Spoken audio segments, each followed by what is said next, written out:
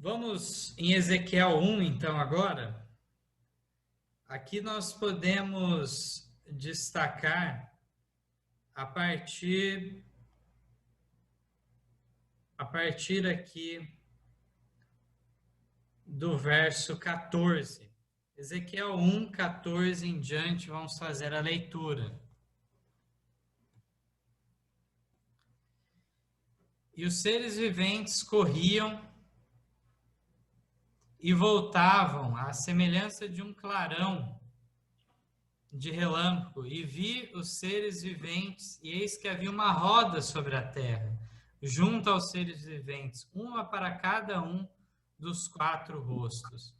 O aspecto das rodas e a obra delas era como a cor de berilo, e as 4 tinham uma mesma semelhança. Seu aspecto e a sua obra era como se estivesse uma roda no meio de outra roda. Andando elas, andavam pelos seus 4 lados, não se viravam quando andavam. E os seus aros eram tão altos que faziam medo. E estes 4 tinham as suas cambotas cheias de olhos ao redor. E andavam os seres viventes, andavam as rodas ao lado deles. E elevando-se os seres viventes, até elevavam-se também as rodas. Para onde o Espírito queria ir, eles iam. Para onde o Espírito tinha de ir, e as rodas se elevavam defronte deles. Porque o Espírito do ser vivente estava nas rodas. Andando eles, andavam elas. E parando eles, paravam elas. E elevando-se eles da terra, elevavam-se também as rodas defronte deles. Porque o Espírito do ser vivente estava nas rodas.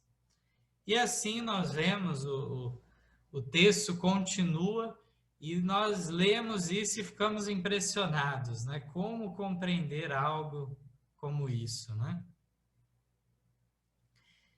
E no capítulo 10, de certo modo, é repetido em grande parte as mesmas declarações numa segunda visão que Ezequiel recebe. Aqui no capítulo 10, no verso 10 também, diz assim: E quanto ao seu aspecto, as 4 tinham uma mesma semelhança, como estivesse uma roda no meio de outra roda. E aí vem continuando, andava, eles andavam, parava, virava e assim por diante, e segue o texto dessa forma. E aqui no verso 13 do capítulo 10 diz assim: E quanto às rodas, ouvindo eu, se lhes gritava roda, e cada um tinha 4 rostos. O rosto do primeiro era rosto de querubim, o rosto do segundo rosto de homem, do terceiro era de leão, do quarto rosto de águia. Esses 4 seres, eles vão se repetir em Apocalipse 4, que nós vemos que aqueles 4 seres viventes diante do trono, também eles tinham esses rostos característicos, né?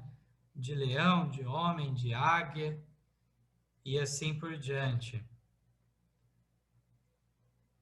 E aqui, então, diante desse quadro, nós podemos pensar, né? Como dar uma explicação para um texto desse, né? E nós vamos consultar, então, Ellen White para nos auxiliar em relação a isso. Importante destacar que, de fato, eu fiz questão de trazer esse assunto, porque tem havido muitas pessoas trazendo esse texto à tona para, mais uma vez, menosprezar o movimento naturista. Ao colocar, então, que este movimento deveria ter os vários níveis de organização para ser concordante com o que Deus pede. e que não fazendo isso está em erro.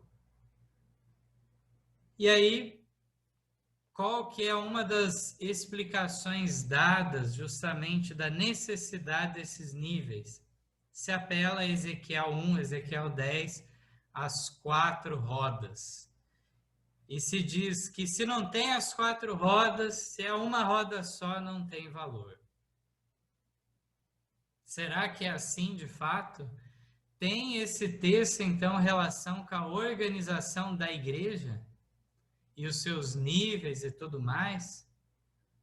Que nós vemos a complicação do texto, né? Inclusive, é 4 rodas, no entanto, é uma roda dentro da outra, e gira para um lado, gira para o outro, e ao mesmo tempo parece que não está girando, o que pode ser interpretado como não ter um eixo, como elas girassem sozinhas, então, elas andassem para um lado, para o outro, acompanhando aqueles seres viventes que estão em comunhão direta com Deus.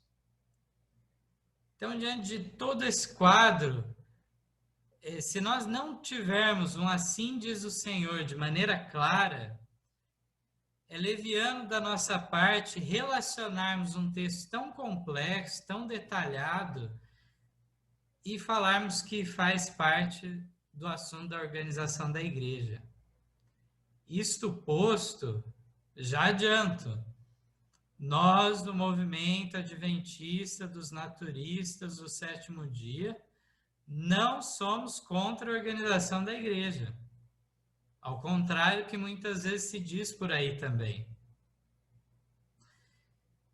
No entanto, não vamos usar o que? Argumentos falsos, argumentos que não tenham claro, assim diz o Senhor. Aonde que nós poderíamos pegar um argumento correto sobre isso, para falar que de fato seria algo importante nós pegarmos e termos associações que vão representar diante de uma união, e uma união, várias uniões que formam uma representação diante de uma associação geral, e assim por diante, colocando aí os níveis igreja local, associação, união e associação geral. Da onde que nós poderíamos tirar um princípio verdadeiro? Poderíamos tirar, de fato, da experiência que Moisés passou, onde ele recebeu um conselho do seu sogro Jetro, que foi essencial, onde, de fato, ele criou lá aqueles maiorais ou capitães de 10, de 50, de 100 e de 1000. Então, vemos aí, sim, um princípio que podemos direcionar nossas atenções. Não deixa de ser curioso ser revivido esse assunto das 4 rodas hoje em dia, uma vez que nós vemos a falência nas explicações de outros temas proféticos, temas doutrinários, como colocar o matrimônio como um concerto vitalício, entender que a vinda do outro anjo, Apocalipse 18, está para o futuro, relacionado com chuva serôdia.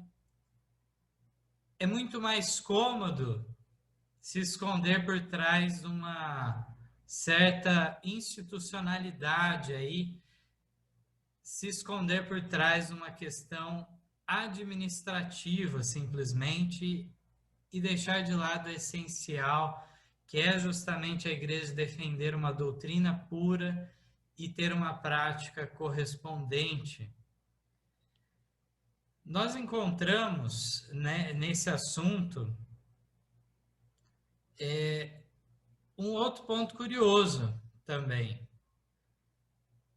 que seja a igreja maior ou então o movimento reformista, ambos então hoje já têm o que seria considerado por eles uma quinta roda, usando então a argumentação deles, uma vez que eles têm a chamada divisão, ou se não tem o nome divisão de maneira disfarçada, tem os secretários da Associação Geral de cada localidade, dividindo, então, em alguns continentes e assim por diante. Então, é tanto apreço às 4 rodas que, de repente, é criado mais um nível, ficam umas coisas fora de esquadro, realmente. Mas, afinal, o que simboliza tudo isso? Eu vou compartilhar na tela, então, um texto de Ellen White para nós acompanharmos a leitura. Então, aqui, Ellen White, no livro Educação, páginas 177, 178, ela declara o seguinte: nas margens do rio Quebar, contemplou Ezequiel um redemoinho que parecia vir do norte, e uma grande nuvem com fogo a revolver-se e resplendor ao redor dela. E no meio disso, uma coisa como metal brilhante, algumas rodas cruzando-se entre si, eram movidas por 4 criaturas viventes. No alto, acima de tudo, estava uma semelhança de trono, como de uma safira, e sobre a semelhança do trono havia como que a semelhança de um homem, no alto sobre ele. E apareceu nos querubins uma semelhança de mão de homem, debaixo das suas asas. As rodas eram tão complicadas em seu arranjo que, à primeira vista, pareciam estar em confusão, mas moviam-se em perfeita harmonia, seres celestiais sustidos e guiados pela mão que estava sob as asas dos querubins impeliam aquelas rodas. Acima delas, sobre o trono de safira, estava o Eterno, e em redor do trono um arco-íris, emblema da misericórdia divina. Aqui, então, Ellen White dá uma descrição geral daquela visão, tenta explicar um pouco aquilo que parece estar em confusão na realidade, no céu, estava tudo se movendo em perfeita harmonia. Vamos mais aqui na leitura agora.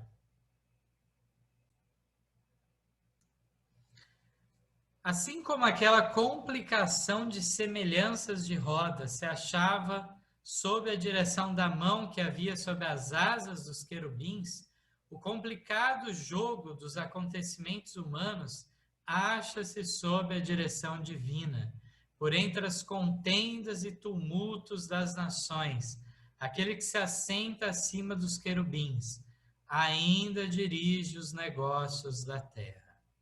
Então, aqui já é dada a resposta, mostrando então uma relação do que Deus, em sua providência, efetua na terra. Diz mais ainda, a história das nações, que uma após outra tem ocupado seus destinados tempos e lugares, testemunhando inconscientemente da verdade da qual elas próprias desconheciam o sentido, fala a nós. A cada nação, a cada indivíduo de hoje, tem Deus designado um lugar no seu grande plano. Homens e nações estão sendo hoje medidos pelo prumo que se acha na mão daquele que não comete erro. Todos estão, pela sua própria escolha, decidindo o seu destino. E Deus está governando acima de tudo para o cumprimento de seu propósito. Ainda mais esse parágrafo diz que a história que o grande Eu Sou assinalou em sua palavra, unindo-se cada ela aos demais na cadeia profética, desde a eternidade no passado até a eternidade no futuro, diz-nos onde nos achamos hoje no prosseguimento dos séculos e o que se poderá esperar no tempo vindouro. Tudo que a profecia prediz como devendo acontecer até a presente época tem se traçado nas páginas da história e podemos estar certos de que tudo que ainda deve vir se cumprirá em sua ordem. Então aqui vemos um quadro geral do significado daquilo. Nesse parágrafo em especial foi dito então desse complicado jogo dos acontecimentos humanos que se acham sob a direção divina.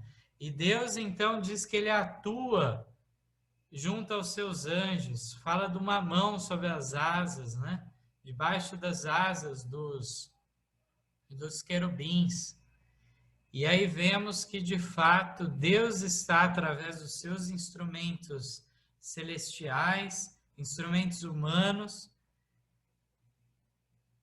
mexendo em todos os acontecimentos humanos, de modo que as coisas se direcionem, apesar de todas as contendas e tumultos, direcionem de acordo com sua providência, e desse modo as profecias preditas pelos profetas, então, são cumpridas no determinado tempo e tudo mais ocorre. Assim, então, nós vemos através daquele simbolismo apresentado em Ezequiel, que é aquele que se assenta acima, então, dos querubins, ainda dirige os negócios da terra. Ele está relacionado com tudo isso.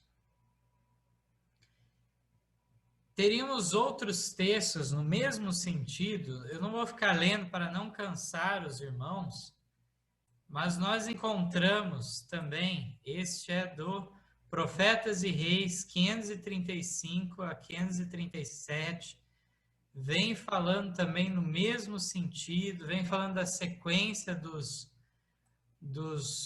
reinos. Aqui vem a parte da visão de Ezequiel, fala das rodas aqui mais uma vez, ela se movia em perfeita harmonia.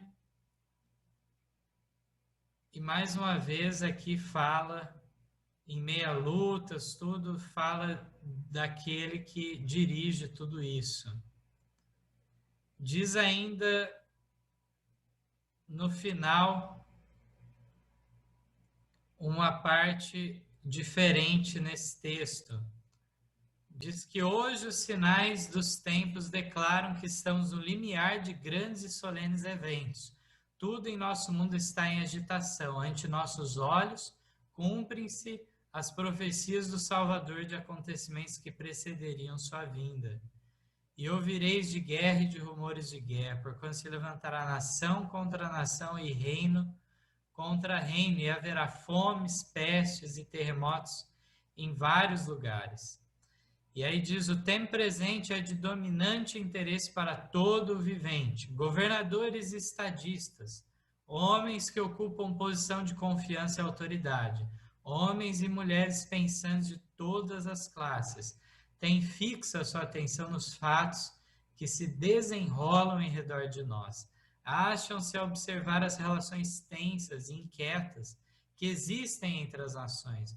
Observa a intensidade que está tomando posse de todo elemento terrestre e reconhece que algo de grande e decisivo está para ocorrer, ou seja, que o mundo se encontra à beira de uma crise estupenda. Então está lá no Profetas e Reis esse complemento. Temos também, do mesmo modo, no quinto testemunho para a igreja, na página 751 em diante, mais uma vez se repete basicamente o mesmo conteúdo, falando das rodas e da providência divina nos negócios terrestres. Assim nós vemos aqui nesses textos. Então, nessa parte do assunto das quatro rodas, creio que deve ter ficado já claro na mente dos irmãos. Em nenhum momento se fez referência nesse texto a algo relacionado à organização da igreja. E eu gostaria ainda de trazer um complemento que nós encontramos aqui no comentário bíblico, na parte, então, dos textos de Ellen White, comentando sobre Ezequiel, na página 1161, temos aqui alguns textos a mais para complementar. Aqui, no primeiro texto da Review Herald, de 11 de janeiro de 1887, declara assim: aqueles que são chamados para posições de responsabilidade na obra de Deus, muitas vezes acham que estão carregando fardos pesados quando podem ter a satisfação de saber que Jesus é quem carrega todos esses fardos. Nós nos permitimos sentir demasiada preocupação, angústia e perplexidade na obra de Deus. Precisamos confiar nele, crer nele e seguir em frente.